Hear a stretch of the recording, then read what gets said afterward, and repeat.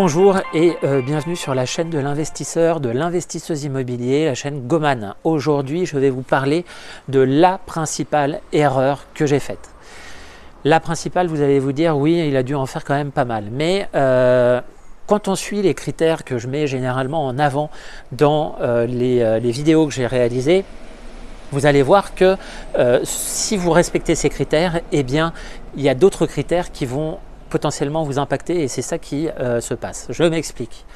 Si vous avez identifié une localisation qui vous intéresse avec un fort potentiel, si vous avez la volonté d'acheter un bien qui est très bien placé dans une ville que vous connaissez, si l'immeuble, les parties communes sont saines, ou sont sains, c'est-à-dire que l'immeuble est bien entretenu, il n'y a pas de problème de structure, si les parties communes sont bien entretenues.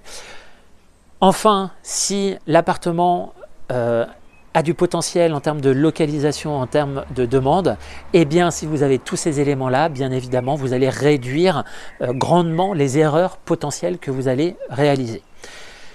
Par contre, généralement, en tant qu'investisseur, on se focalise sur l'acquisition du bien et on oublie un élément qui est essentiel et je vais vous en parler maintenant. C'est l'optimisation du patrimoine, l'optimisation fiscale du patrimoine. Je m'explique. Vous avez acquis un bien à titre personnel. Il n'y a pas de problème, vous faites des travaux, vous faites du déficit foncier. Donc déficit foncier, ça vous permet de réduire même vos impôts, en tout cas la première et la deuxième année. Vous allez acquérir peut-être la deuxième année un deuxième bien, puis un troisième bien. Mais à un moment donné, vous allez vous rendre compte que au niveau des revenus fonciers, ils augmentent de façon très importante.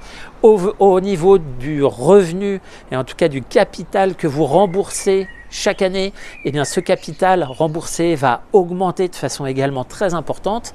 Et malgré le fait que vous ayez des charges liées au taux d'intérêt, que vous fassiez de l'entretien de votre patrimoine, eh bien, vous allez vous rendre compte que les revenus fonciers vont augmenter de façon très importante au fur et à mesure du temps. Et là se pose le problème, tout simplement parce qu'à un moment donné, lorsque vous avez des revenus fonciers qui augmentent, que progressivement vous allez être dans une tranche marginale d'imposition supérieure alors que vous n'allez pas recevoir de liquidité, et bien à un moment donné, le fisc sera là et vous dira, bah, monsieur, vous devez bien évidemment payer une part d'impôt sur le capital remboursé.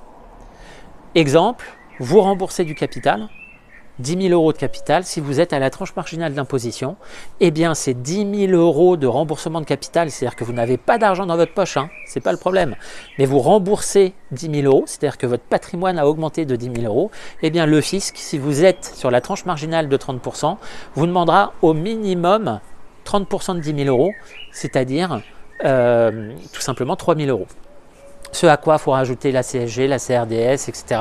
Donc vous pouvez même monter plus haut. Alors après, il y a la flat tax que l'on peut mettre en place. Mais dans tous les cas, c'est 30%. Et là se pose le problème parce que si vous n'avez pas anticipé dès le début la mise en place de l'optimisation fiscale de vos biens, eh bien comment vous allez faire ? À un moment donné, il n'y a pas 40 000 solutions. D'où l'intérêt de jouer entre guillemets, avec les SCI soumises à l'IR, soumises à l'IS, avec les meublés, avec toutes ces possibilités-là qui vous permettent de réduire au maximum votre imposition. Donc, globalement, ce que je veux vous dire, c'est que quand vous allez acquérir même votre premier bien, il est nécessaire d'échanger avec votre notaire, de vous former également à travers l'acquisition de connaissances spécifiques sur de l'optimisation fiscale, de parler avec votre expert comptable tout simplement pour anticiper le montage juridique à mettre en place qui vous permettra de réduire au maximum votre imposition d'ici 2, 3 ou 4 ans. Il faut anticiper. Alors il y a plein de formations gratuites, payantes. Moi de mon côté, je mets notamment, j'aborde ces éléments-là d'optimisation fiscale dans la formation sur l'acquisition des premiers biens. Mais je vous assure, et moi j'en ai fait, j'ai eu cet impact-là en tout cas sur mes revenus et sur l'imposition. Mais mon imposition a augmenté de façon très importante, notamment au bout de 3 ou 4 ans. Et aujourd'hui, je suis en train de restructurer mon patrimoine immobilier tout simplement pour l'optimiser. Alors de façon très légale, hein, j'échange avec mon notaire, j'échange avec mon expert comptable, je mets en place des infrastructures et des structures spécifiques pour réduire l'imposition tout simplement. Donc, pensez à anticiper d'ici 2, 3, 4, 5, voire 10 ans, comment vous allez gérer cet afflux de revenus fonciers que les impôts, naturellement et logiquement, prendront en considération dans votre feuille d'imposition. Donc j'espère que cette vidéo vous a plu. N'hésitez pas à liker la vidéo ou à vous abonner. Je vous dis à très bientôt dans une autre vidéo. Bye bye.